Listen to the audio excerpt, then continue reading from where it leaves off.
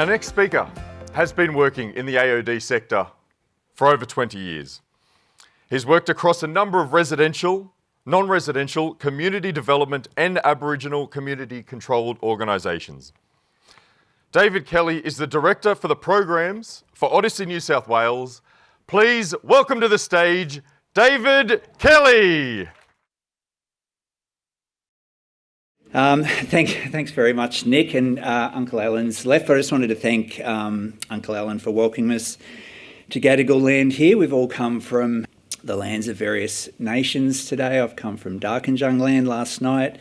We've all come from different nations around the state, but we've been welcomed here to Gadigal land today. So thank you very much, Uncle Alan. And Daniel, which you can tell, is a humble man and not embarrassed about wearing green bucket hats. But I also wanted to thank Daniel as well. As we said, Daniel's the Executive Director for the Centre of Alcohol and Other Drugs, and I think we were very privileged to have Daniel come and open the conference today. So thanks heaps, Daniel. And so as Nick said, my name's David Kelly. I'm the Director for Programs for Odyssey New South Wales. So I'm here welcoming you on behalf of the group, the consortium that are supporting CDATs, that have been supporting CDATs the last year and a half. And as Daniel said, that's Karalika programs around the ACT in southern New South Wales and Murrumbidgee, the Buttery around northern New South Wales, Billamugi throughout western New South Wales, northwest, and Odyssey, who tend to look after programs around Greater Sydney and Newcastle and the Illawarra. So on behalf of the consortium partners, thank you very much for coming and welcome.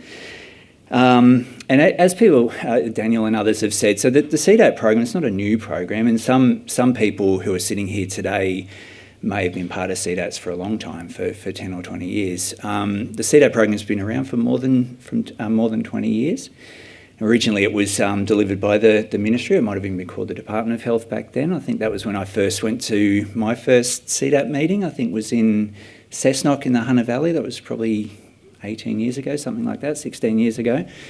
So the program was originally delivered by and supported by the Ministry of Health for about 10 years. And then after that, as Daniel said, and we're very grateful to them, that the Alcohol and Drug Foundation supported you guys, supported the CDAT groups for another 10 years and did an amazing job of getting the CDAT program to where it is today. And again, as Daniel, I feel like I might say, as Daniel said a few times in this in this presentation, a couple of years ago, the group, as I said, the Buttery, Karalika, Odyssey, and Billamugi, we presented a vision to the Ministry of Health. Again, as Daniel said, people understand the way we approach supporting drug and alcohol in New South Wales and around Australia is a harm minimisation approach, right? We don't actually have a drug strategy in New South Wales, and we haven't for a while, but the national drug strategy is one of harm minimisation, right? And harm minimisation occurs across a continuum.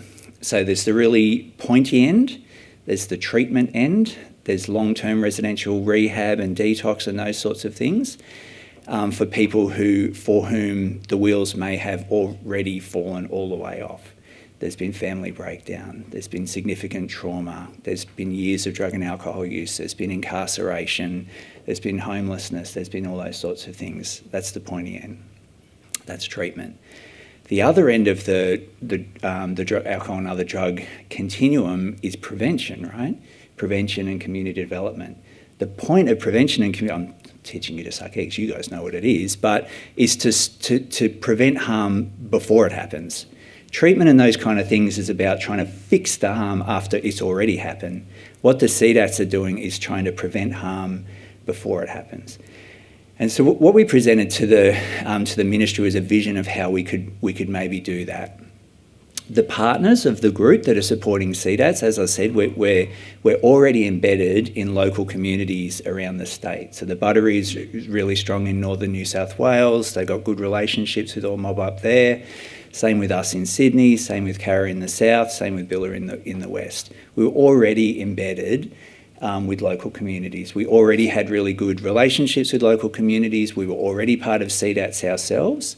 So we felt like delivering a model like that, helping the CDATs in different regions to work together better instead of alone, was a model that might help CDATs be even more effective than they already were. They're already effective. They're already super effective. But we were hoping that this model might help CDATs be even more effective than they already are.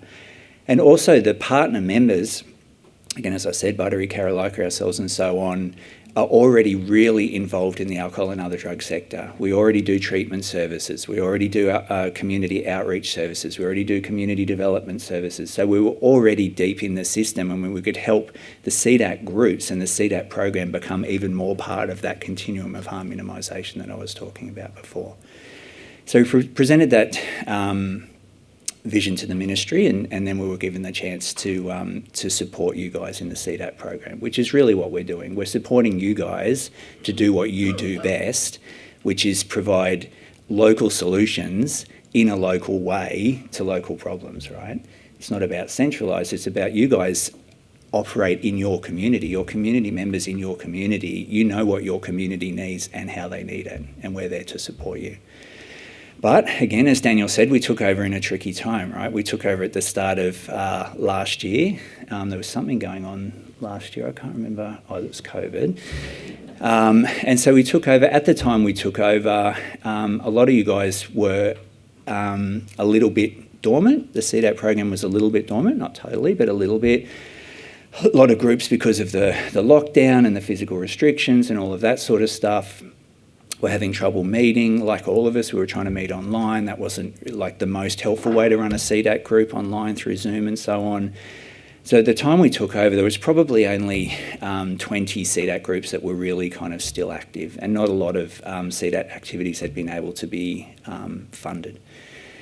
There's a thing I've heard a couple of times recently. We were talking about it with drug law reform last week. We were talking about it last night with marriage equality and other stuff with the GLBTIQ community and other things. But something that seems true to me, like change happens slowly and then it happens quickly. And I'm sorry for people who've heard me say this a few times recently, but I think it's true. And it's been the same with the CDAT program. Last year was challenging. I've lost Gail. Oh, there's Gail. She took the jacket off. That's why I can't picture her and get there anymore. It was challenging at the start. You guys weren't all meeting together regularly, you hadn't done an activity for a little while and all of that sort of stuff, and it was challenging. So as I said, there was 20 groups.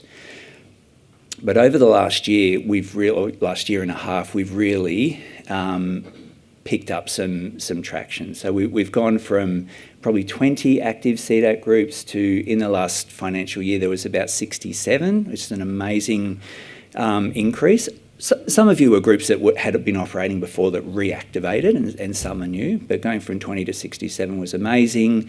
We funded about 40 CDAT activities last year, which is also amazing. There was 8 regional forums, 2 in each of your regions, so the north, the west, the middle, the south, 2 forums in each of those areas. We've got this state conference as well.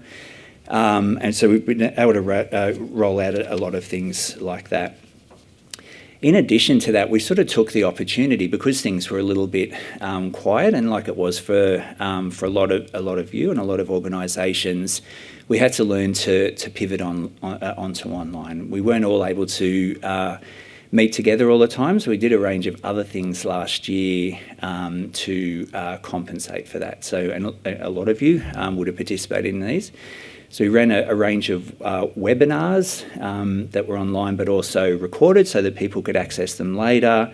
Ran a webinar on what is primary prevention, so obviously vitally important to CDAT. We did a webinar on drug trends and emerging drugs, one on building, had to practice this word, building communities through participatory practice. There we go, I got it, first time. We did a webinar on practical strategies for coping with complex situations and a range of others. We interviewed some sector experts on a range of things and then put those interviews up online, the YouTube channel and on the website. So we're able to kind of use that downtime and the new pivot to online that we've all had to do to put a bunch of stuff up that we can all use later as well. plus a range of other resources, the evidence-based activity guide and a bunch of other stuff we did as well. So we didn't waste our little quiet year, but as Daniel said, we're really excited and looking forward to the year ahead. We've got our traction now. The change happens slowly. Now it's going to happen quickly. We're looking forward to rolling out grants to all of you again next year. Next financial year. As Daniel said, we're going to have a new, much larger partnership grants, 4 of those that will be available next year to help CDATs work together to deliver even bigger outcomes. We'll be doing more regional forums, another state conference, and a whole bunch of new stuff next year. So we're really excited about the time ahead. And again, on behalf of the consortium, on the behalf of Odyssey, Karalaika, the Buttery and Billamugi, I want to thank you all very much for coming. I want to welcome you all, and I want to wish you all a very fun state conference. Thanks, everyone.